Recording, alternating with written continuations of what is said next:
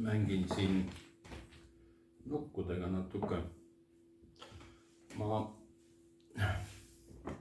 olen hankinud natuke punaseid riideid, et paremini silma paista. Nüüd tahaks natuke sissejuhatust teha supervisioonidesse ja esimene tähelepanek, mida ma siin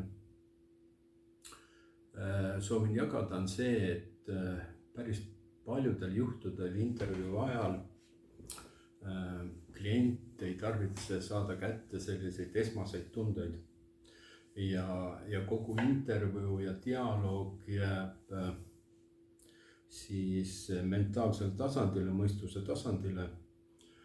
Ja kui minna nagu mõistuse tasandilt töösse, konstellatsiooni, mis oma olemuselt on alateadlik või sisemine tasand, siis tekivad ka teatud ohud selles suhtes, et kliendid ei saa, nad saavad vastuseid oma küsimustele, aga see ei tarvitse olla sellisel juhul jääb. Et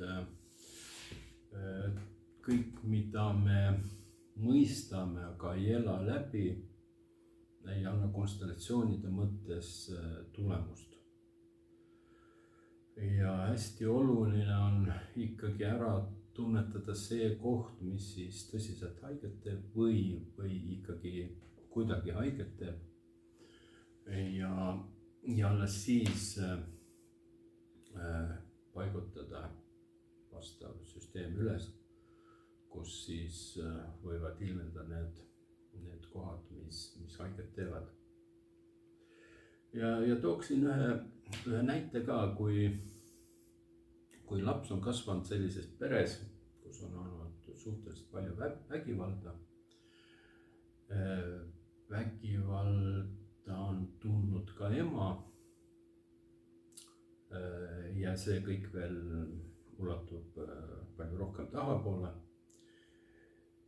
Ja kui siis kooselus olnud elukaaslane või abikaasa osutub vägivaldseks, siis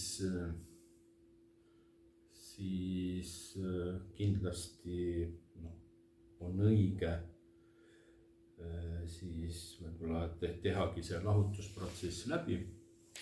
Aga küsimus on selles, et kui see läbi teha ja eesmärgiks on õnnelikud suhted, siis kui me ei vaata nagu tahapoole, et ennem naised on elanud vägivalda ja meil ei õnnestu ära seostada see, et see vana muster saaks jääda minevikku, siis tegelikult uus partner, või uus elukaaslane või uus suhe, mis tuleb, võib-olla veel rohkem vägivaldsem kui olid varasemad. Ja üks selline näide siin oli, et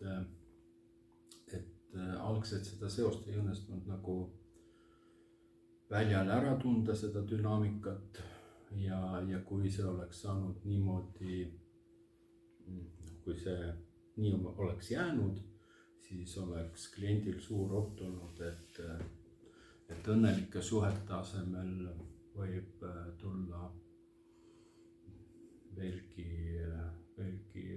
õnnetum suhe, kui varasemad on olnud.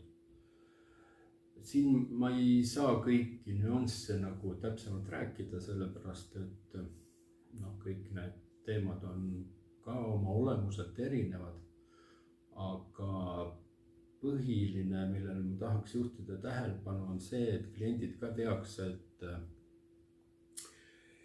et kui on mingi muster ja kui me tahame tõesti natuke teistmoodi elada, siis peame leidma need kohad, kuhu see muster saab nagu lõplikult jääda, ja me peame vabastavate sõnadega siis ka